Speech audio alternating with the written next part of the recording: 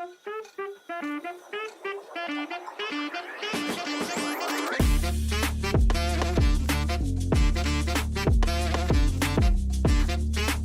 warahmatullahi wabarakatuh. Waalaikumsalam. Waalaikumsalam. Untuk malam ini banyak yang join ini malam. Ada siapa saja? Om Gun. Ada siapa lagi? Gun. Acan-acan. Di bawah ini siapa? Halo. Ada Mas Rotra Mas Rodra. dari Jawa Pos. Wih, Jawa Pos, mantap. Sama analis PSM kita. Pojok stats. Pojok stat. Saya tidak mau singgung gitu. Rawan stat kayaknya. Bukan. Kalau saya bilang pojok stat. Beda orang. Oh, beda. Ada orang. Oh, Mas Dion. Iya, Mas Dion. Aduh, beda orang ya. Kirain sama. Dan Om Felix, analis kita. Yang ini malam juga hadir. Serius sekali sampai pakai kacamata. 2 pertandingan sebelumnya dia tidak pakai kacamata. Tidak pakai kacamata. Dia nonton kayaknya sampai golnya Sandy Walsh ini. Bagaimana Om Felix? Ya, babak pertama masih oke lah. Babak kedua sudah mulai diobo-obo ya. Pertahanan sudah tidak jelas itu. Jadi kalau kita lihat pertandingan ini malam ternyata berakhir dengan anti klimaks yang diharapkan dari 2 pertandingan juga sebelumnya di grup A dan grup B. Ternyata keuntungan dari grup A yang sama semua poinnya yang menghasilkan Tajikistan dan Qatar yang lolos. Ternyata kita juga tidak bisa meraih di pos ketiga terbaik. Untuk saat ini ya, masih ada ya mungkin ya. Untuk besok malam kita belum tahu. Kita sekarang masih ada di peringkat keempat. Posisi 3 terbaik, tapi melihat dengan laga yang besok saya rasa ada kemungkinan tapi kecil. Bagaimana menurutnya ini Om Gun dengan hasil 3-1? Apakah sudah diprediksi atau memang cuma sampai segitu saja perlawanannya Indonesia? Ya, tidak ada skenario yang salah sih. Jepang expected pasti Jepang menang. Ya. Tapi kan kita mau lihat misalnya Indonesia kalah, bagaimana kalahnya, bagaimana dia ngerim serangan, gimana mau build up. Tapi pernah waktu kita U19 kalah hasil lawan Jepang itu pernah saya debat soal ini. Saya ambil bahwa kita tidak akan pernah punya cara untuk melawan Jepang selama fundamental footballnya kita itu membaik gitu. Persoalan umpan, persoalan first touch, bagaimana kita positioning, selama itu masih belum bagus menurut saya, apapun strateginya ketika melawan Jepang menurutku akan useless. Jadi perbaiki saja dulu basic footballnya, fundamental footballnya. Karena apapun taktik menurutku kita pakai ketika bertemu Jepang, apalagi Jepang yang sekarang ya akan selalu sulit lah taktik apapun. Ya. Sampai Sintayong menurutku hopeless ketika naruh Elkan sebagai penyerang. Jelas dia hopeless. Saya seperti melihat sosoknya Hamka Hamzah yang ditaruh di depan itu tadi. Apakah ini Hamka Hamzah? Iya. Betul. Om Felix, ada tadi menarik dari proses golnya Indonesia, yaitu set piece. Atau bukan set piece lebih tepatnya, atau program yang sering dilatih itu bolanya Arhan dan bola second chance yang diterima oleh Sadi dan dimasukkan. Itu bagaimana Om Felix? Apakah nanti ke depannya Indonesia akan memanfaatkan itu saja? Ya, memang itu andalannya Indonesia ya. Cara khasnya Indonesia memang kalau sudah buntu cetak gol ya lewat situ. Oh. Ya, kan salah satu alasan dimasukkan Elkan kan itu supaya bisa cetak gol lewat sana. Dan akhirnya Sandy Walsh bisa cetak gol. Yang harus diucapkan syukur adalah Indonesia tidak terbantai banyak lah. 3-1 oke lah. Soalnya kan dibandingkan kualitas, ya jelas kualitas Jepang kan levelnya pemain-pemainnya pemain yang main di Liga Inggris, Bundesliga, Portugal, Jerman. Oh itu deh, Bundesliga.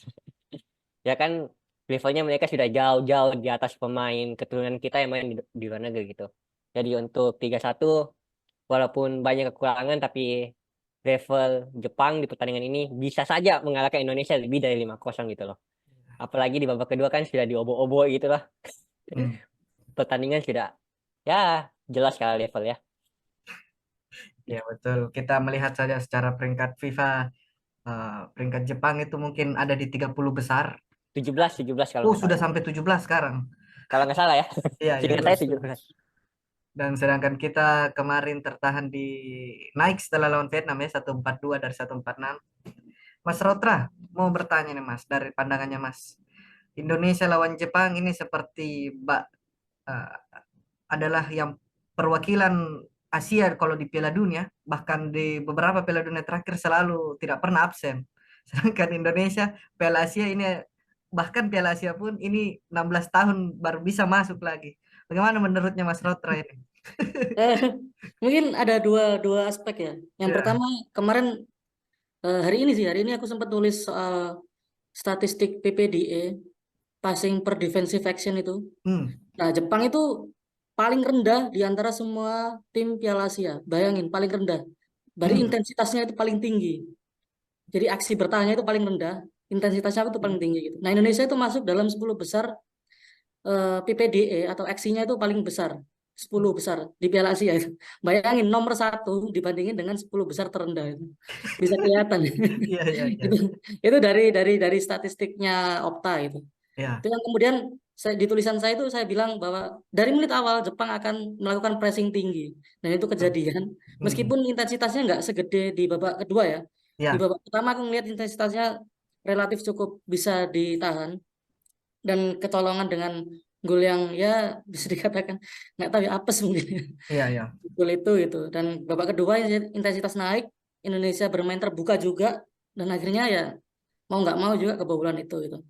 Terus yang kedua, saya juga sempat nulis soal skema taktiknya Sintayong memanfaatkan lemparan ke dalam gitu. Iya. Nah, Thomas Gonnermark, pelatih lemparan ke dalam Liverpool itu dia pernah cerita itu bahwa lemparan ke dalam itu bisa dijadikan salah satu skema taktik yang masuk dalam taktik yang rigid ya, bukan hanya sekedar digunakan untuk lemparan ke dalam biasa gitu. Hmm. Dia dari satu-satu staffnya Jurgen Klopp buat ngelatih set piece ya, bisa dikatakan set piece lemparan ke dalam khusus untuk Liverpool gitu. Nah itu kemudian kejadian tuh di hari ini gitu, bahwa apa yang dilakukan oleh Arhan Pratama itu ternyata kejadian karena banyak yang menyaksikan bahwa kenapa Arhan, kenapa enggak si Asnawi gitu di Ya. awal laga ya, banyak omongan-omongan kayak gitu. Tapi menurut saya ketika ngelihat pressing tinggi dari Jepang, kita nggak punya apa-apa selain itu gitu. Jadi Hmm. itu yang kemudian dimanfaatkan. Itu sih aku ngelihatnya. Mas, saya menarik tadi yang Mas bilang Hmm. dengan atribut yang bisa digunakan menjadi set piece. Tetapi ada satu pemain yang kalau kita boleh bilang paling terlambat join di Piala Asia, Iya. yaitu Shen.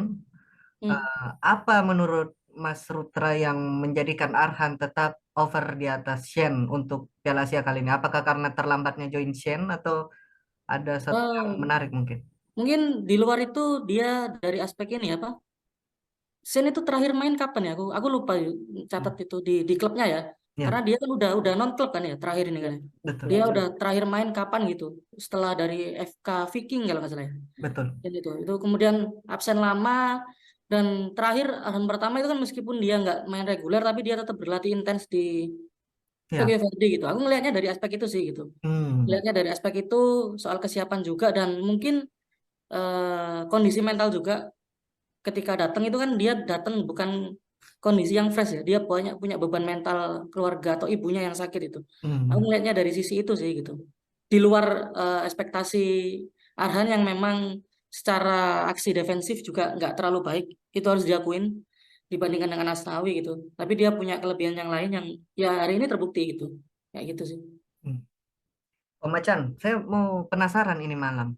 Dengan kita lihat dua pertandingan sebelumnya, Jakob ada di posisi terbaiknya di sayap kanan depan. Kenapa ini malam tiba-tiba STY berpikir untuk memasukkannya di sayap kanan belakang atau right back? Oke, kita lihat dulu. Kita lihat lawannya siapa. Jadi memang siapa. Iya, iya, Jadi iya, kan kenapa Yakob disengaja di apa namanya di plot atau disimpan di apa namanya di kanan belakang ya, kanan iya. belakang karena untuk mengimbang mungkin ya ini untuk mengimbangi pemain-pemain Jepang yang bermain sayap. Nah, ini mungkin juga teman-teman nonton tadi bahwa walaupun Yakob dirasa kurang berkontribusi tapi eh, Yakob mampu bisa untuk menutup ruang-ruang di sayap. Ya, walaupun ini kita lihat bola-bola dari Jepang rata-rata mungkin ya main di tengah, tapi ketika Yakob ada serangan dari sayap, Yakob bisa menutup itu. Dan kecepatan pemain-pemain Jepang dan kecerdikan pemain Jepang, Yakob bisa mencoba mengimbangi. Nah, walaupun kita lihat juga tadi kenapa ndak Asnawi? Iya. Padahal Asnawi kan sebenarnya memiliki power walaupun Asnawi sendiri dalam segi kecepatan ndak terlalu cepat, dalam artian mungkin juga dia bermain lebih defensif, tapi tidak memiliki kecepatan yang sangat cepat, memiliki kecepatan seperti Yakob. Nah, maka dari itu memang Yakob ya saya ini masih ini ya, maksudnya ya Yakob ya disimpan untuk mengantisipasi, karena kan gol-gol dari Jepang kita lihat yang gol pertama saja kan memang penalti. Dan itu bukan dari sayap itu sendiri, walaupun Yakob ya harus merapat ke tengah kalau misalnya tidak ada penyerangan dari sayap. Tapi ya bola-bola di babak pertama ya mau tidak mau harus kita akui bahwa memang penalti itu ya adalah murni pelanggaran, yang dimana Jordi Amat rencananya mau memeluk mesra pemain Jepang malah mendapat kartu kuning. Iya. Betul. Om Gun, betul tadi yang disanggung sama Om Acan itu masalah Jordi Amat. Di sini datanya passingnya timnas Indonesia ini malam hanya 269, sedangkan pemain belakang melakukan passing 120 dengan progresi passingnya cuma 63%. Kenapa pemain belakang kita seakan grogi? Rizky Ridho selalu memberikan, ada 3 atau 4 kali Arhan agak kesal begitu diberikan Rizky Ridho bola yang langsung cross ke depan begitu. Itu kenapa gitu, Om Gun? Apa yang menyebabkan akhirnya grogi malam? Maksudnya kan jelas sebenarnya intensinya Jepang kan memang dari awal dia high press gitu. Dia nutup semua opsi umpan dari timnas gitu. Tapi menurutku di Piala Asia ini mulai dari laga awal Jepang lawan Vietnam, lawan Irak, lawan Indonesia, intensitasnya tidak setinggi sebelumnya gitu. Di partai-partai uji coba di Piala Dunia pun intensitasnya ini entah kenapa intensitasnya Jepang tidak sama menurutku dengan yang sebelumnya. Untuk yang babak kedua menurutku di awal babak kedua itu jelas Sintayong mau coba lebih ngepres ke atas gitu.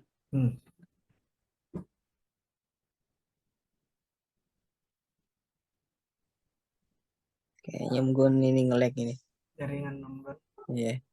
Seperti itu. Yang dimau Sintayong di awal, ya pressingnya harus spot on, harus pas, harus bagus ngambilnya. Kalau salah, ya sudah gol kedua terjadi. Gitu. Ya. Jadi setelah gol kedua, menurutku kembali Sintayong reset sama seperti yang terjadi di babak pertama. Gitu. Itu sih. Jadi memang ya, nggak tahu kenapa ini malam seperti walaupun buang bola pun kayaknya langsung out atau tidak lari ke pemain. Jadi memang presinya Jepang ini malam memang sangat menakutkan bagi timnas Indonesia. Ada sebenarnya tadi yang di Twitter yang lucu itu. Saya pijen. Saya bilang ini bukan sebenarnya kesalahan salah pengertian, tapi kita yang tidak lihat teman yang kosong gitu. Iya. Ya lihat temanmu sebelum umpan gitu.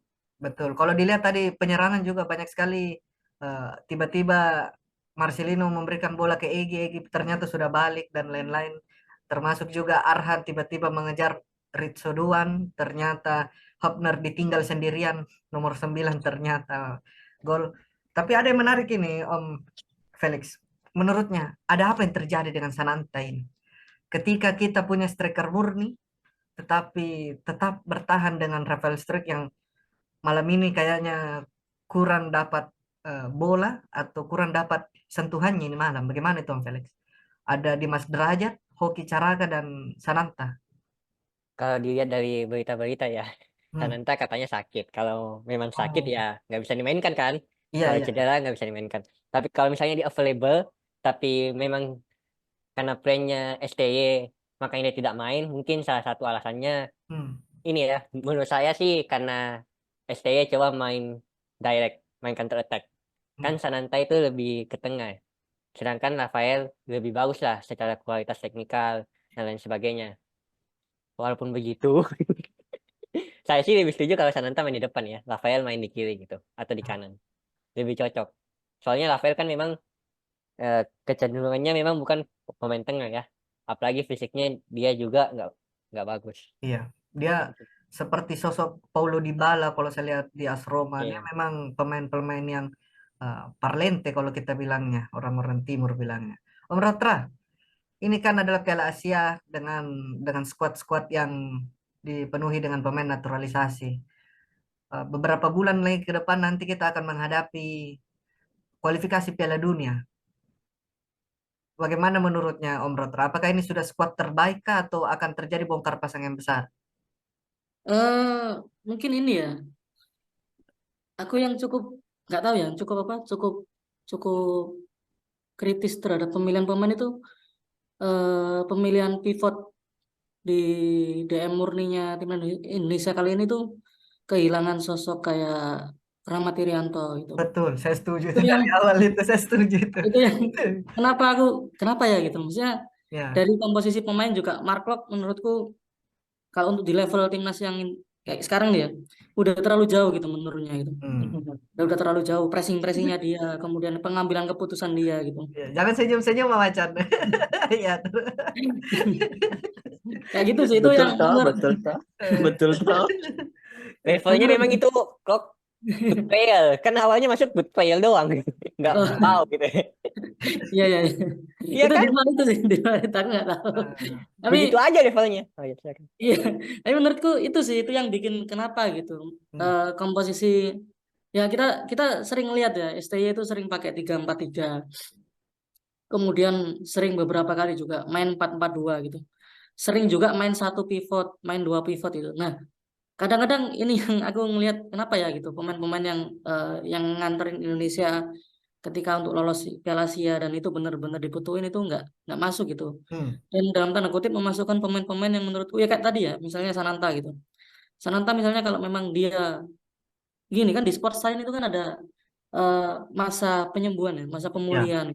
Itu kan bisa diprediksi kan. Kira-kira sampai misalnya pertandingan pertama gitu atau pertandingan terakhir itu bisa dipakai nggak sih gitu. Kalau misalnya bisa dipakai berapa persen gitu, dia bisa maksimal gitu. Ada fisioterapis baru kan juga gitu. Nah aku nggak tahu ya kenapa kemudian memaksakan Sananta untuk diambil gitu. Ya, seperti yang terjadi di Jepang ya Om ya, Mitoma Ya, ikut kan. ya itu kan memang ada prediksi juga kan Jepang akan bisa melangkah ke 16 besar gitu. Itu kan masih ada waktu juga Mitoma untuk bisa main gitu. Nah sedangkan di Indonesia ini kan ya kita semua tahu 3 pertandingan lah gitu. Iya.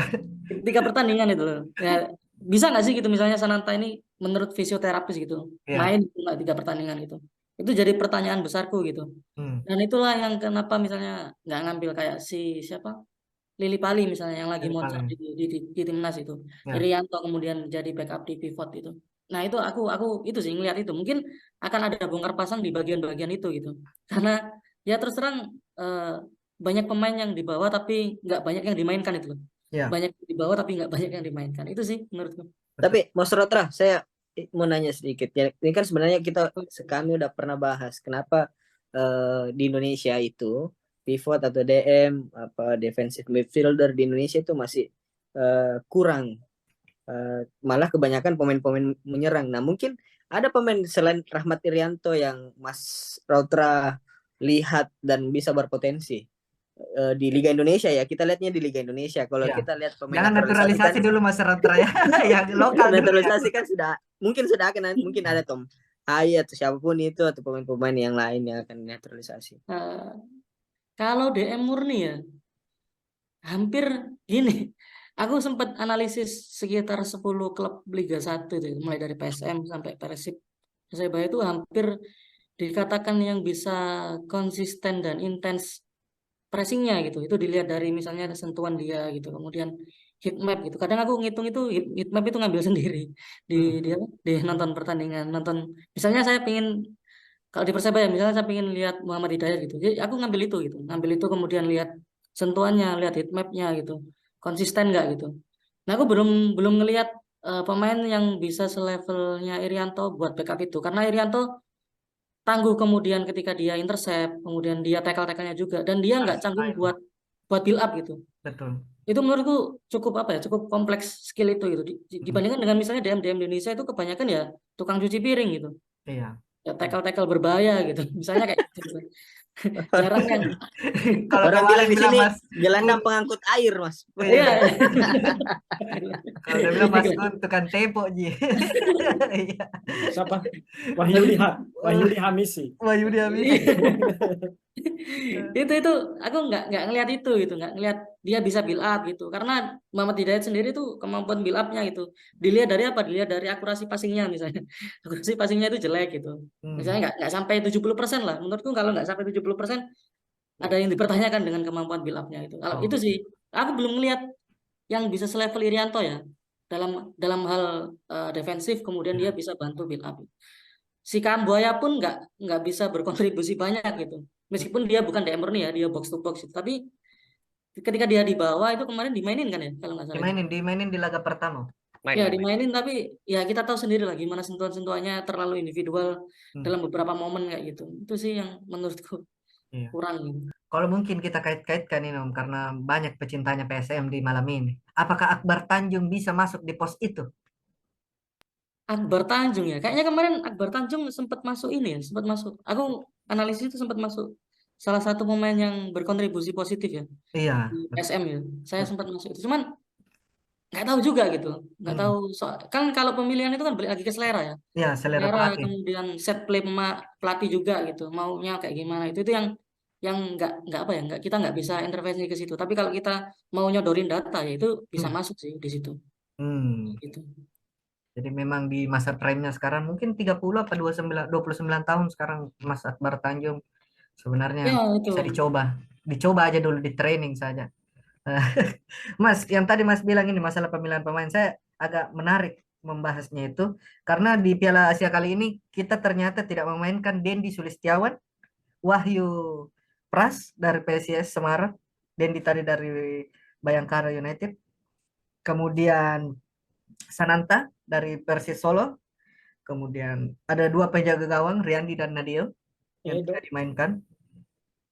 Ada faktor apa Mas? Maksudnya kalau memang formasi lini belakang sudah tidak bisa tergantikan di 3 pemain itu, bahkan Elkan sekarang menjadi pemain pengganti. Kenapa tidak mencoba memasukkan pemain yang bisa game changer gitu, seperti Sadil atau yang waktu kualifikasi Piala Asia siapa namanya Irfan Jaya? Kenapa tidak seperti itu Mas? Mungkin ini ya, aku ngelihatnya lebih ke visi ya, karena Wahyu Pras itu kan aku pernah sempat analisis PSIS itu dia pemain paling jago lah istilahnya. Iya, betul. Menit Kapten dan paling ya, jago betul. menit bermainnya tinggi, kemudian kontribusi intercept, tackle dan lain-lain itu di PSIS itu dia tinggi gitu. Tapi aku melihatnya mungkin ini ya, ini kan cuma nebak ya. Kayaknya lebih ini sih visi bermainnya yang agak kurang gitu. Karena misalnya si siapa? Rizky Ridho kan beberapa kali dia sempat melakukan apa ya, pelanggaran atau keputusan-keputusan yang bisa dipertanyakan gitu. Rizky Ridho gitu. Tapi ada beberapa momen yang dia bisa melepaskan passing-passing yang visioner. Betul, Passing-passing seperti yang bikin kita hampir kaget gol Marcelino itu ya. Ya, passing-passing yang bikin kita kaget tuh. Bisa ya kayak gini. Aku ngelihatnya di situ sih. Mungkin ada beberapa pemain yang di bawah untuk melengkapi, tapi visi bermain itu belum sampai ke apa yang diinginkan Sintayong. Di luar kondisi fisik ya itu ya. Ya. Kayak gitu sih, aku ngelihatnya kayak gitu sih. Kalau STY ini. Om Felix, kita tahu sendiri kan bahwa bulan Desember nanti kita akan menghadapi laga yang paling penting lah kalau orang Indonesia, Piala AFF yang belum pernah kita juarai ini. Sangat penting bagi kita ini.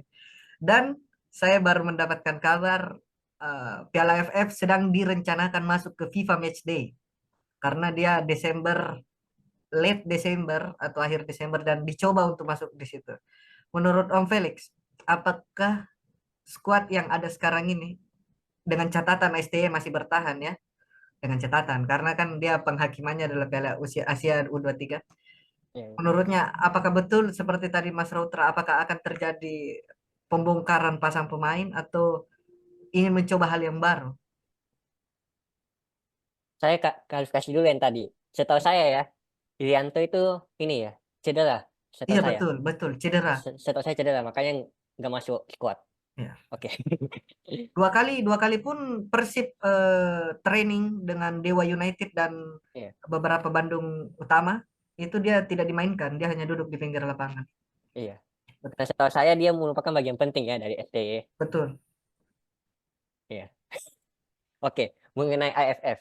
Kalau misalnya STY bertahan dan pemain dan jadwal AFF itu sesuai dengan International Match Day, di mana para pemain bisa pemain yang di Eropa bisa, pemain Indonesia bisa, Ya. ya main di luar Indonesia bisa main di AFF, itu maka peluang menangnya menurutku cukup tinggi karena ada pemain-pemain yang main di Eropa. Tapi kalau misalnya tidak, ya kemungkinan besar pemain-pemain dari Asia saja yang bisa dimainkan ataupun dari Indonesia. Kalau saya rasa kemungkinan besar nggak terlalu banyak. Apalagi Malaysia didominasi sama pemain-pemain asing, pemain-pemain naturalisasi yang main di Liga Malaysia cukup lama gitu loh. Betul, betul. Jadi kalau saya lihat memang Piala AFF tahun ini tuh dari kontributor saya di Thailand, Thailand akan yakin memainkan lapis keduanya atau bisa dibilang pemain-pemain yang seperti Supana atau Ekanit di Urawa itu bakalan tidak dimasukkan karena mulai tahun ini itu ada program untuk memang mengirim pemain ke luar negeri. Jadi ada kesempatan Indonesia bisa juara dengan Thailand mencoba menurunkan pemain-pemain mudanya ini. Tapi Ya, itu semoga dicoba ya. saja ya. Belum lagi ada Vietnam. Pemain Filipina Iya, aja main di Indonesia. Bukan pemain utama tapi masih lebih bagus sama pemain Indonesia. betul. Saya nggak melihat ada kemungkinan. Mungkin bisa masuk final ya, tapi kalau juara kayaknya agak susah kalau lokal Indonesia semua. Juara 2 lagi tuh. Juara. Kita kayak Spesialis Belanda juara ya. 2. Ya, Mana spesialis juara 2 lagi? Bukannya pesimis ya, tapi ya kenyataannya begitulah. Masa juara 2 lagi? Oh Macan, ke pertandingan tadi malam Jepang melawan Indonesia fighting sampai menit terakhir dan akhirnya gol dari Sandy Walsh. Kita melihat sendiri bahwa pemain Indonesia tidak diberi nafas, selalu lempar bola, tiba-tiba presnya bahkan masuk ke di tengah lapangan.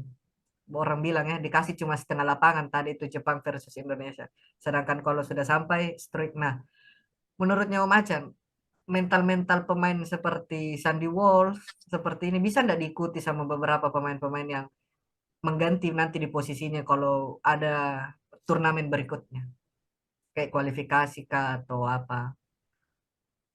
Siapa ini? Siapa? Maksudnya Kalau di posisinya Sandy ya mungkin penggantinya Sandy Walsh gitu. iya siapa yang bisa kira-kira kalau misalnya Asnawi kan di Korea sekarang ya. Ya mungkin siapa pemain lokal seperti Edo kan mungkin di sebelah kiri. Kalau di sebelah kanan siapa kira-kira? Kalau Sudah mungkin ada. kalau kita membahas tentang apa namanya? Liga 1 mungkin agak ini ya. Mungkin agak pesimis dulu sih. Karena kalau kita bilang cover Sandy Walsh, ya Sandy Walsh memang sudah tepat di posisinya ini. Jadi kalau memang cari coveringnya ataupun pemain lain selain Sandy Walsh ya memang kita harus cari yang naturalisasi seperti itu ya. Jadi kalau misalnya pemain Indonesia bukan berarti saya pesimis dengan pemain Indonesia, tapi kalau untuk pola perbaiki saja dulu pola istirahat, pola makan, toh. Nah, seperti itu yang sederhana saja. Nah, kalau untuk permainan mungkin sudah ada beberapa pemain-pemain karena kan kita tidak tahu nanti bisa saja di tahun berikutnya ada pemain-pemain dari Liga 2 toh yang memang Mas Rautra mungkin sudah scouting satu persatu. Oh ini pemain Liga 2 mantap nih kalau misalnya kita coba ke timnas. Nah, mungkin saya sudah pasti maksudnya saya prediksi Mas Rotra sudah ada list nih pemainnya dari misalnya Persiraja atau PSMS Medan seumpama. Nah, atau misalnya dari Maluku kan kayak gitu kan Maluku United. Nah, seperti itu pasti ada. Nah, tapi yang jelas yang diperbaiki adalah hal-hal yang fundamental seperti Om Gun tadi bilang kayak passing, covering dan mungkin dan lain-lain. Nah, hal-hal seperti itu jangan sampai kita datang ke training center dengan timnas hanya membahas tentang passing. Nah itu kan sebenarnya untuk SSB, tapi sebenarnya itu yang harus kita perbaiki adalah yaitu sudah main taktik, bukan lagi hal yang sifatnya yang mendasar seperti itu. Jadi kalau untuk pengganti Sandy Walsh pasti sudah ada, cuman kalau untuk nama saya belum dapatkan seperti itu. Jadi memang untuk mengisi posnya Sandy Walsh Soal Bagaimana fullback, Unggun? soal fullback sebenarnya menarik nih. Bisa dikoreksi sama Mas Rautra sebentar. Saya pernah diskusi cerita sama Mas Anggar bahwa ada kecenderungan memang eh, kan fullback itu selalu anu lah, kita selalu lahirkan banyak pemain-pemain bagus di Hmm. fullback, mulai dari Aji Santoso, Mahyadi Pangabean, Errol FX Ibala, tapi makin ke Sanusi. sini ya tapi makin ke sini kita kita merasa sudah tidak jarang lagi memproduksi eh, fullback yang modelan kayak gitu. Saya tanya ini ke Mas Angga, apakah ada hubungannya bahwa sudah banyak klub-klub Indonesia yang memakai sistem 3 back misalnya, yang Hmm. akhirnya eh, produksi untuk fullback menurun. Bayangkan dulu lahir terus fullback Betul. itu andalannya kita kan, maksudnya Ortizan, fullback betul. ya, Ortizan dan segala macam. Tapi makin ke sini kalau mau sebut satu saja agak susah bilang siapa. Iya, Kalau betul. misalnya di PSM kita bisa pick Yance lah dan segala macam. Zaki. Zaki dan segala macam. Karena apakah saya bertanya ke Mas Rostrat, apakah ada hubungannya bahwa kebanyakan klub di Indonesia kan akhirnya make 3 back, jadi fullback tidak terlalu banyak gitu. Kan dulu ketika banyak klub yang make 4-3-3, 4-4-2, semuanya make fullback dengan 2 center back. Apakah ada hubungannya? Tidak. Betul. Jadi mungkin Mas Rautra saya tambahkan, ya mungkin terakhir kali kita mendengar fullback yang mungkin ya, yang sempat kita harapkan itu seperti Rezaldi Hehanusa. Itu pada in prime-nya one of the biggest star itu. Tapi kenapa akhirnya sekarang begitu, Mas Rautra? Akhirnya kita kesulitan dengan fullback ini, kiri dan kanan. Udah jarang. Oke, mungkin ini ya, mulai dulu sebenarnya kekurangan kita itu data ya. Aku itu coba narik Ya betul. narik misalnya dari awal 2000 Liga 1 itu kan 2017 ya. Seingat Ya. saya 2017 ya. Rebranding ke Liga 1 itu. Itu sebenarnya bisa dicek di track gimana sih gampang-gampangannya itu jumlah passing para juara Liga 1 mulai dari 2017 sampai terakhir PSM itu. Karena sependek pengetahuan saya gitu, PSM itu hampir jarang melakukan passing di final third tim lawan. Passingnya itu lebih banyak di daerah midfield-nya dia. Betul. Nah, dari sini gitu kesimpulan hipotesisnya bisa diambil bahwa PSM sering melakukan direct goal. Iya, saya setuju ya. Betul. Dan kemudian itu yang di copy sama Bali United. Oke. Bali United juga sering melakukan itu dan beberapa kali dia malah sering mengandalkan crossing dari wingernya. Nah, dari sini gitu bisa ditarik hipotesis lagi gitu. Ada kecenderungan bahwa lini tengah jadi salah satu aspek penting buat build up, tidak lagi melalui flank gitu. Dan bisa jadi beberapa pemain defender misalnya kayak Rizky Ridho di Persija itu dia sering sekali melakukan build up dari bawah. Ya. Nah, di Persija sendiri itu salah satu yang tadi sempat aku chat itu sambil ngecek datanya ada nama Firza Andika. Oh, Firza. Oh, iya. Saya kira yang bakalan keluar yang satu lagi siapa? Yang dari akademinya juga. Rio Fahmi, ya betul. Ya, dua orang itu. Nah, kalau dilihat dari Persija, Dol ini kan dia pernah pakai sistem 3-5-2, dia juga pernah pakai 4-4-2, 4-3-3 juga pernah gitu. Nah, Firza Andika sama Rio Fahmi itu dari data yang pernah aku cek itu salah satu pemain ya bisa dikatakan fullback, bisa dikatakan wingback yang paling sering mencatatkan tembakan dari luar kotak penalti. Dan assist kemudian jadi gol. Nah, tinggal dilihat kemudian apakah sistem STY mengakomodasi ini gitu, menginginkan pemain-pemain fullback atau wingback yang sering nembak ke gawang gitu, atau justru butuh wingback atau fullback yang hanya pelayan, yang memberikan passing-passing gitu. Karena sependek pengetahuan saya ketika ini ya Monchi-nya Villarreal, AS Monaco ya, tahu Monchi-nya AS Monaco ya. Dulu di AS Monaco salah satu rekrutmen analisis AS Monaco dia pernah bilang gitu ketika pelatih butuh sesuatu, pelatih harus punya parameter. Dia pengen pelatih pemain fullback seperti apa, yang lari coveringnya berapa, dia melakukan tembakan berapa gitu. Kemudian baru dicarikan pemain yang cocok gitu, kayak gitu. Nah, kalau di Indonesia sendiri yang paling kelihatan gitu dari skema permainan Liga 1 ya ini ya. Kalau ngomongin ngomongin Kebutuhannya STY. naturalisasi ya. Naturalisasi itu kan waduh, gokil. Aku lihat list yang belum masuk itu aja udah ngeri-ngeri. Mulai dari Jad Itzes yang main di Venezia, Madsen juga. itu. Ya, terus ada yang dari Como mau main ke Como juga itu. bahkan yang kemarin menahan tendangan Messi 2 kali. Waduh, Wah, ya. Paes.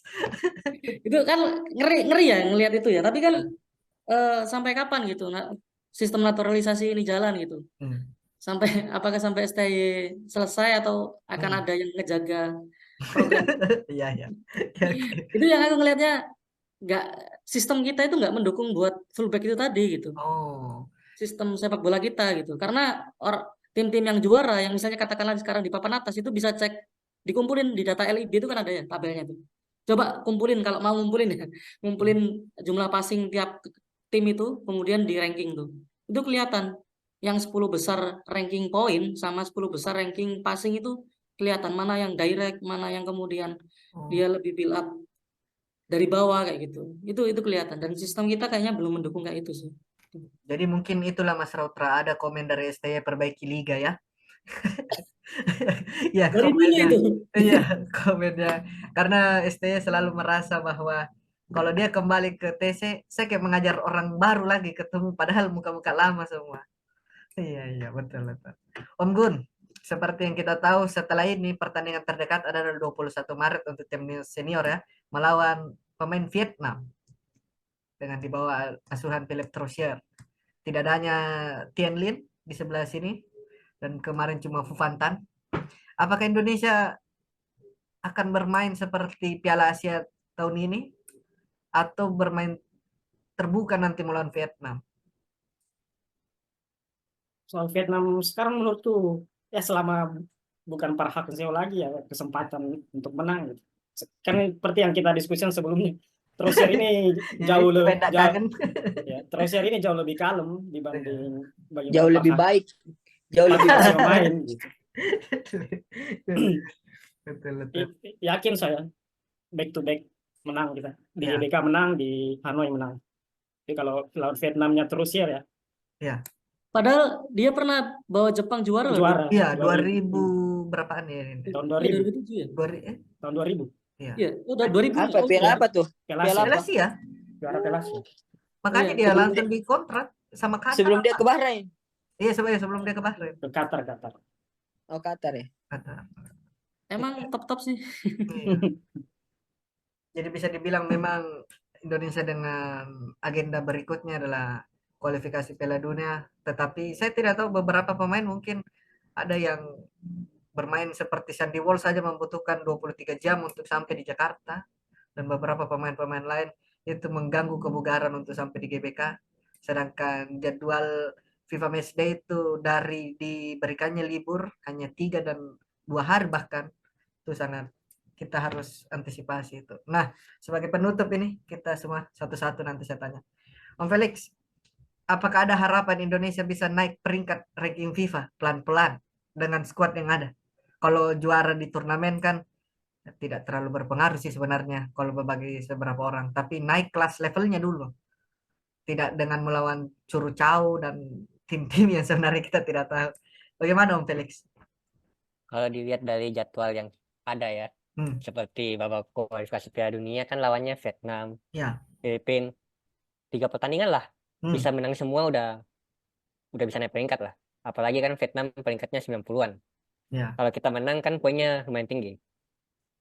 Habis itu kalau menurutmu mau AFF udah dapat poin, kalau Piala AFF bisa dapat poin FIFA, maka kalau bisa menang banyak juga kan lumayan lah. Poinnya lumayan. Apalagi Indonesia memang sama STY jadi pelatih kan selalu mengejar poin kan. Fokus utama mereka itu dapat poin. Ya, pasti meningkat lah. Step by step ya. Ya, step by step kan. Pasti. Om Rotra, ini saya mau tanya pertanyaan kontroversial ini. Bagaimanakah STY masa depannya setelah Piala Asia? Apakah tetap dengan ini atau kita akan, kalau istilahnya orang timur, cuci gudang lagi dengan tim yang baru, pelatih yang baru, model yang baru lagi? Apa potong Eh, generasi lagi? Bagaimana menurut Ra? Sebenarnya yang harus dipotong generasi itu yang ada di sana tuh. Wah, iya. Iya, iya, iya. Ganti anak-anak muda yang ngobrol di sini. Betul. Wah, betul, betul. Tapi tidak Eh, bisa Om, itu kan donatur iya, ya. Jadi kita juga tidak bisa jalan operasional timnas juga kalau tidak ada itu. iya, nggak bisa, nggak bisa, nggak Nggak bisa, bisa. bisa. Aduh. Jadi Terakhir gimana? Jadi beberapa, bagaimana Om Ratra? Apakah ya, stay, tetap stay atau out eh, setelah melihat performanya di Piala Asia? ini aku nariknya ini ya, nariknya agak jauh ya, nariknya dari perspektif politiknya ya.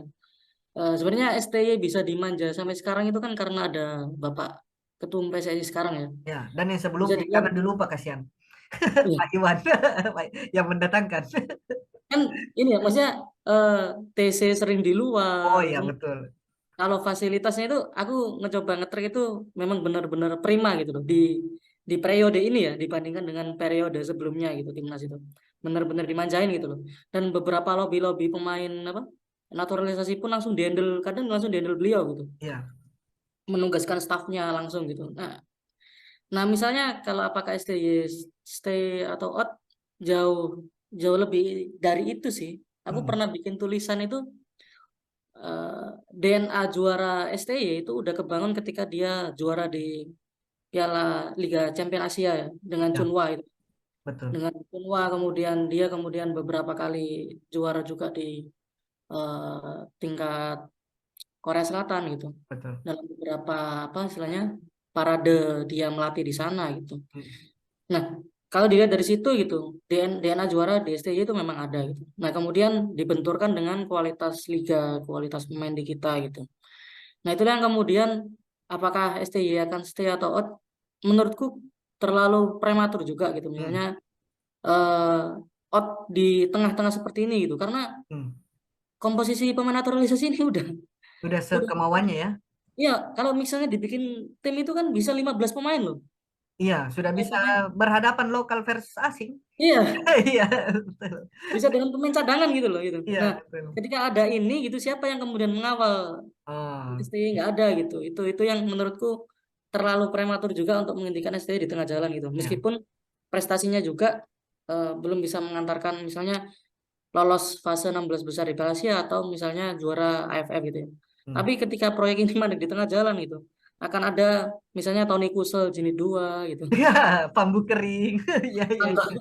jilid 2 gitu. Iya, Siapa gitu yang ngawal ini gitu akhirnya. betul, Di era apa dualisme PSSI ketika itu. Nah, betul. itu sih menurutku lebih lebih ke arah politiknya di tingkat politik pemerintahan, kemudian realisasi programnya ini sampai kemana gitu. Dan menurutku terlalu prematur ketika eh, tahun ini ya katakanlah tahun ini kemudian tiba-tiba pulang dipecat tahun ini karena akhir tahun kan masih ada AFF kan ya. Iya. Kok tapi kontraknya STY cuma sampai bulan 6, Om. Nah, ya itu makanya Itu makanya terlalu saya bilang. terlalu prematur gitu. Misalnya kalau pertengahan tahun di cut, di akhir itu masih ada AFF dan beberapa pemain gerbong naturalisasi belum gabung. Belum Yang dicoba. siapa yang lanjutin itu? Apakah Bima Sakti mau melatih pemain-pemain ini gitu? Apakah Dirteknya yang akan mengambil lagi? Iya, kita menjadi Kayak satu gitu, partai. kayaknya kayak gitu sih.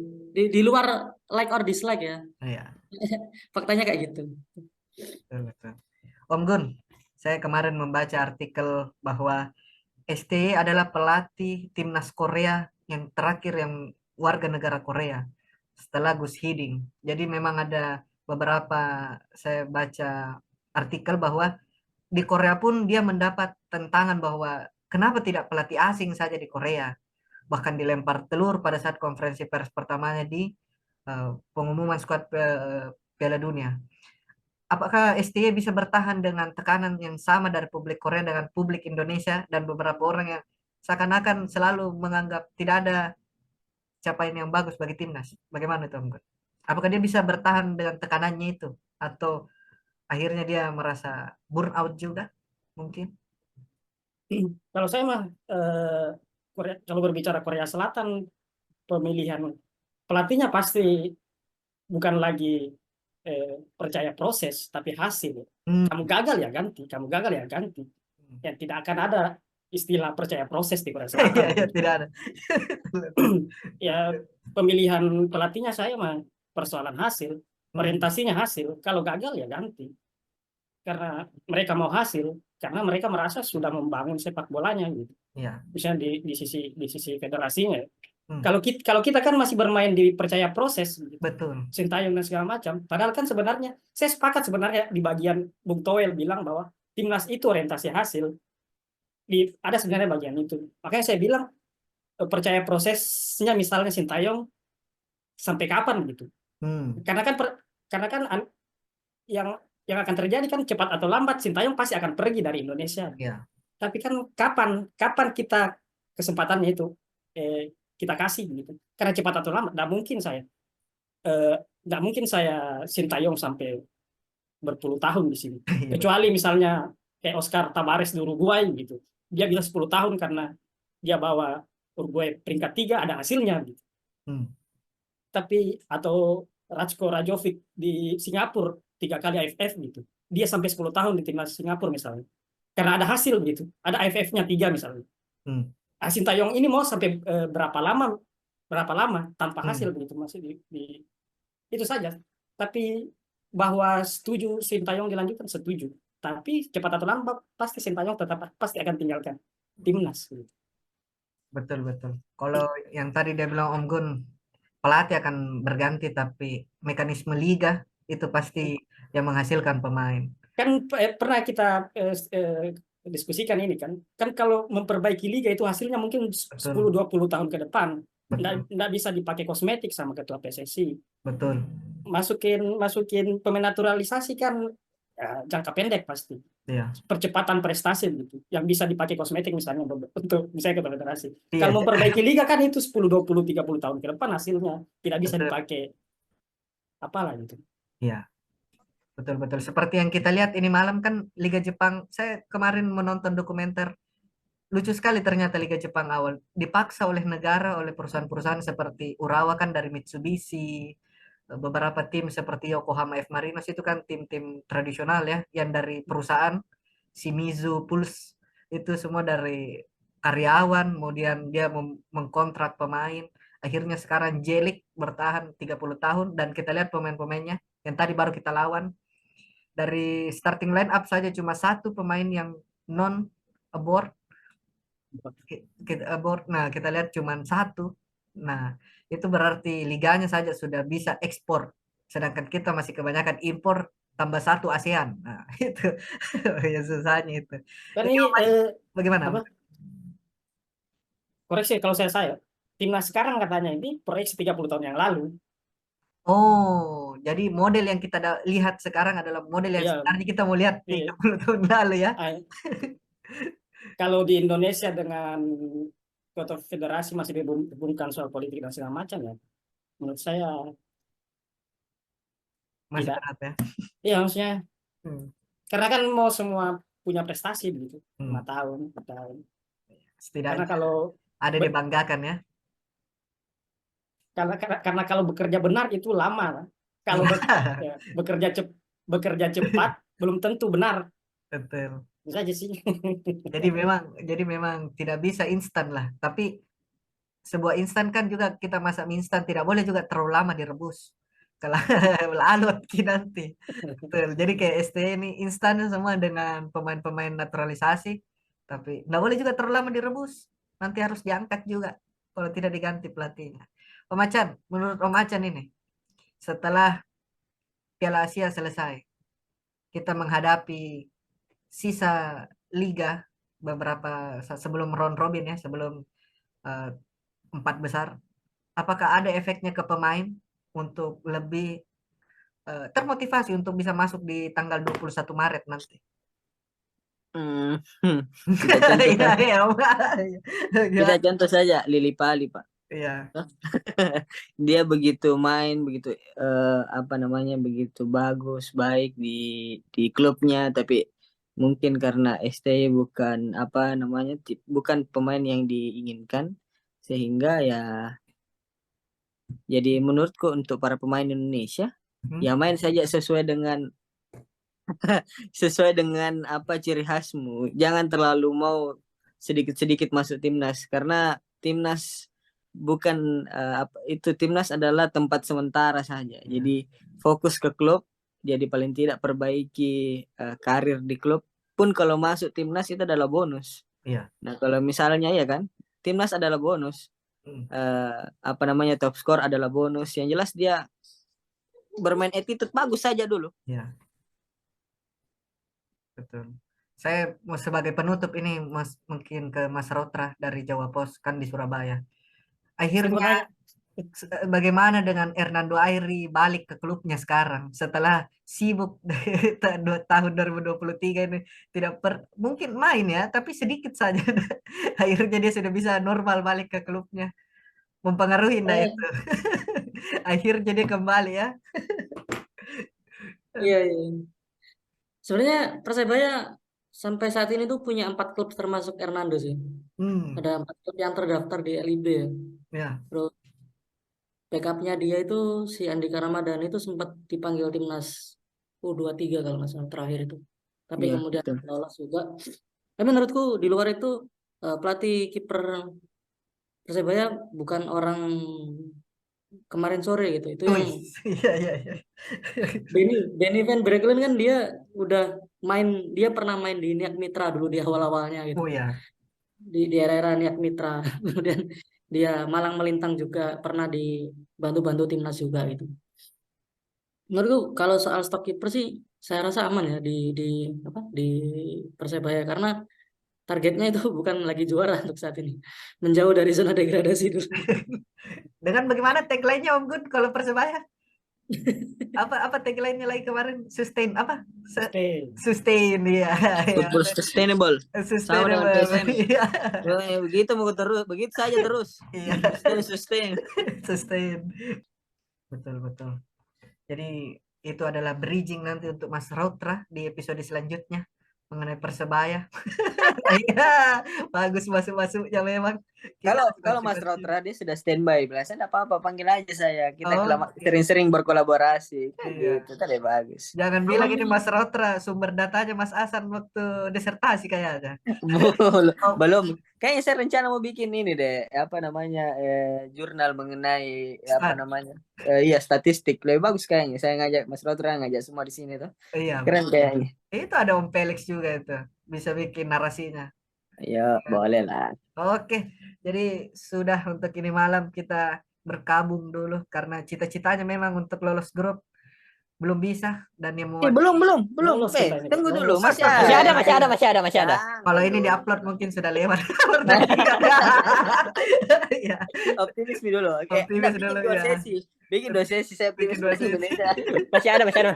Nanti saya foto kalau lolos, saya foto bagian belakang, kali ini saya foto. Sedikit dulu saya mau tanya Mas Rautra. Oke, ada. Pojok start nasibnya gimana?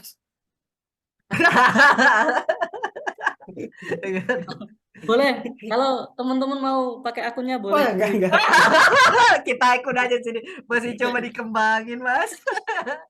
Tiba-tiba akun lain lagi kita harus manage. Jadi karena di pojok stats itu kan ada dulu kan sendirian gitu. Terus pertengahan Agustus tahun kemarin itu sama teman-teman bonek kampus. Jadi ada 6 orang. Ada 2 researcher. Aku sama temanku programming buat coding komputernya, aku buat riset statistiknya gitu. Nah, teman-teman bonek kampus ini bantu di produksi merchan, kemudian konten sosmed gitu. Jadi ketika aku dapat kerjaan di Jawa Pos ini, yang riset hilang gitu. Jadi vakum sampai hari ini belum nge-tweet sama sekali. Bentar hilang. Itu Fauzan, siapa tahu mau jadi adminnya ini, sosial media manajernya Pojok start. Susah cuy. Gak ada duitnya tapi. Wah, ini juga semua ada duitnya Om. Bahkan kita sponsor utama Zoom kita Dari Sofi. Oke. Terima kasih om-om semua. Kita berjumpa lagi di pertandingan terdekat.